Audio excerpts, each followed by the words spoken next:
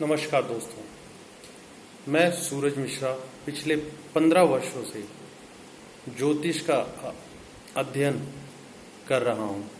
जैसा कि मैं ये देख रहा हूँ कि YouTube पर बहुत सारे हमारे ज्योतिष मित्र अपनी अपनी राय देते हैं, अलग अलग प्रकार की कुंडलियों पे ज्ञान देते हैं, ग्रहों पे ज्ञान दे रहे हैं।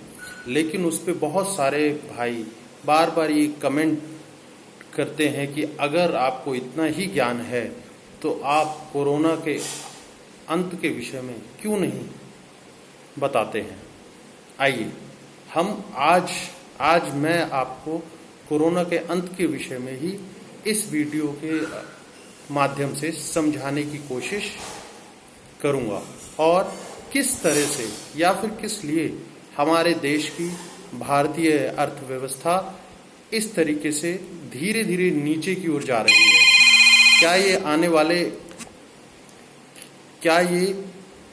आने वाले शुभ समय का सूचक है, या फिर हो सकता है कि हमारे देश में एक बार दोबारा से 1970 की तरह ही बेरोजगारी और जनसंख्या विस्फोट भी एक कारण हो सकता है। आइए इसको समझने के लिए मैं आपको कुछ बातों के बारे में, विशेष रूप से कुंडली के बेसिक ज्ञान के बारे में बताना बहुत ज़रूरी है। जैसे कि हमारी कुंडली में मुख्यतः 12 भाव होते हैं। पहला भाव जिसको हम लग्न के लिए होता है, पहला भाव जो लग्न के लिए वो मूलतः शरीर, रंग, आकृति, रूप, ज्ञान, बल, मस्तिष्क, विवेक, शील, गौरव, विनम्रता और स्वभाव को दर्शाता है। जैसा कि आप स्क्रीन पे आप 12 भावों के बारे में आप देख सकते हैं। दूसरा भाव आपके निकट पड़ोसी इत्यादि के बारे में बताता है। तृतीय भाव आपके आंतरिक अर्थात आपके परिवार से संबंधित छोटे भाई बहन, आपके क्षमता, पराक्रम, धैर्य, इसके विषय में ज्ञान देता है। इसी प्रकार से चौथा भाव आपके लिए सुख, माता, भवन, भूमि, अचल संपत्ति इत्यादि का ज्ञान देता है। इसी प्रकार से पंचम भाव संतान, बुद्धि, विद्या और यश, इसके विषय में आपको ज्ञान देता है। इसी प्रकार से षष्ठ भाव आपका रोग का भाव है, जहाँ पे कि रोग के विषय में जानकारी मिलती है। सप्तम भाव के माध्यम से हम जीवन साथी, कोई पार्टनरशिप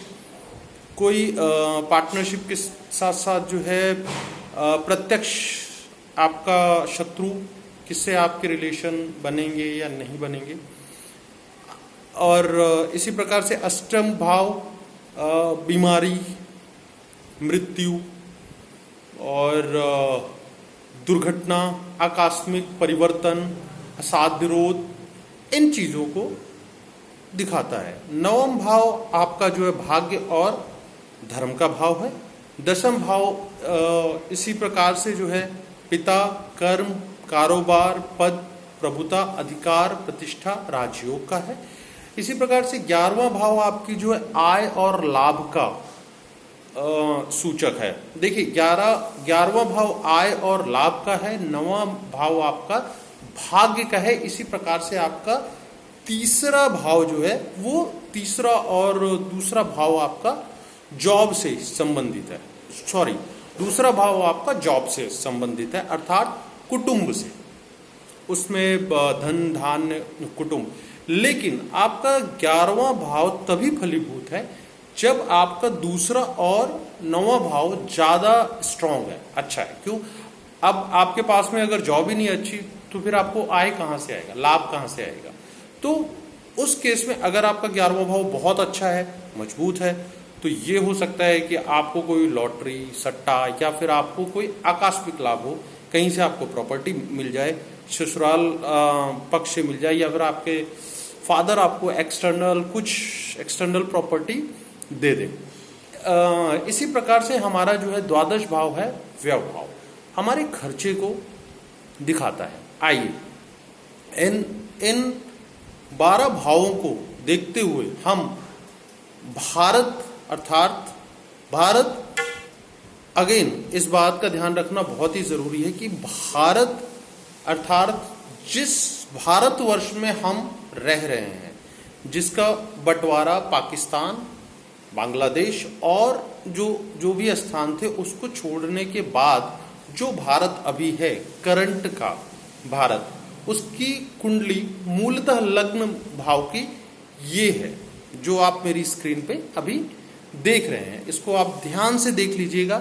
इसके 8वें भाव में राहु है और दूसरे भाव में केतु है, जिससे कि हमें ये चीज पता चलता है कि भारत को कभी भी अपने पड़ोसी मुल्कों से कभी भी पड़ोसी मुल्कों से शांति का कोई चांस नहीं है। अर्थात भारत हमेशा जो है पड़ोसी मुल्कों के साथ में फाइट करता ही रहेगा, चाहे वो आर्थिक रूप से हो या फिर वो बॉर्डर को लेके हो या फिर किसी भी प्रकार की उनके भारत के पड़ोसी कुछ ना कुछ विघ्न डालते ही रहेंगे।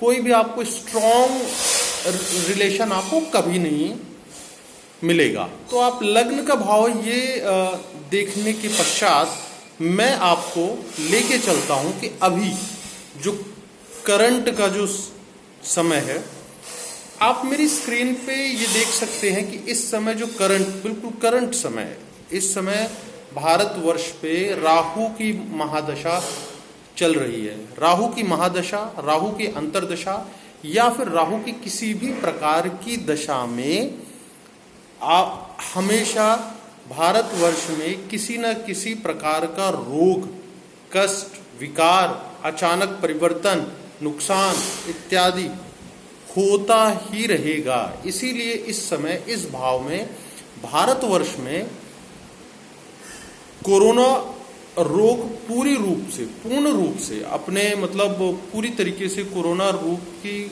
वजह से जो है आर्थिक मंदी आप देखने को आप पा रहे हैं। अर्थात अभी भी कोरोना जिस तरीके से बढ़ रहा है, लोगों को नुकसान हो रहे, लोगों का बिजनेस जो है डूब गया, लोगों के परिवार उजड़ गए, घर जो उजड़ गए, इसके पीछे सबसे बड़ा मूल रूप कारण है राहु की स्थिति इस समय भारतवर्ष के लिए बहुत ही गलत स्थान पे है, अर्थात वो 8वें स्थान पे है।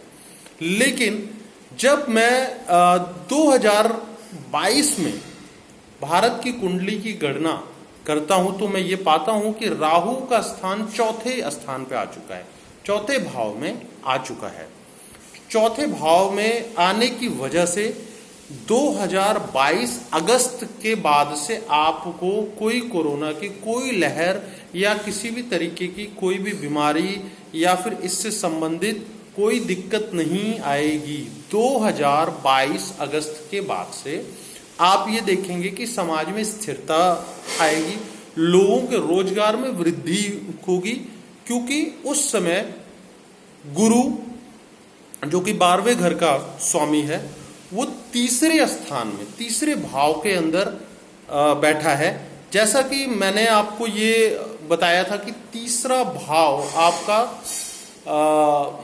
छोटे भाई बहन, पराक्रम, धैर्य, ये आंतरिक, अर्थात ये आंतरिक रूप से भारत को निर्माण करने में हेल्प करेगा। तो 2022 अगस्त से कोरोना का अंत होगा और उसके बाद से अंत ये नहीं कि पूर्ण रूप से अंत हो जाएगा। बीमारी तो देखिए साइंस, विज्ञान, मानव की देन है, कुछ मानव की देन है, कुछ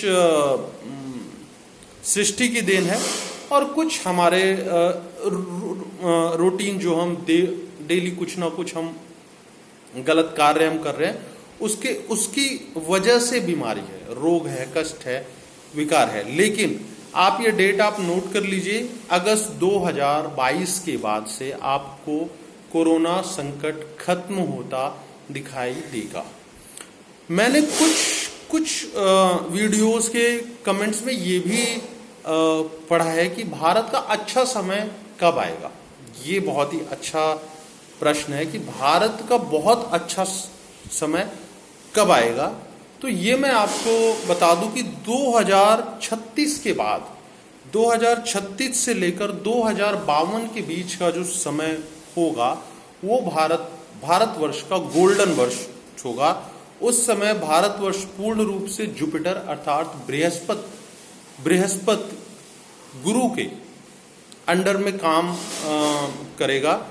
हालांकि बृहस्पति अपने शत्रु के घर में लग्न भाव के अंदर है, लेकिन उन 16 वर्षों में हमारे देश के अंदर बाहरी बिजनेसेस, इन्वेस्टमेंट्स धीरे धीरे बढ़ेंगी और ये परिवर्तन आप 2027-28 से आपको देखने को मिलेगा। एक और चीज कि 2024-25 में आपको एक बहुत बड़ा बदलाव देखने को भी मिल सकता है। और मेरे पास लगभग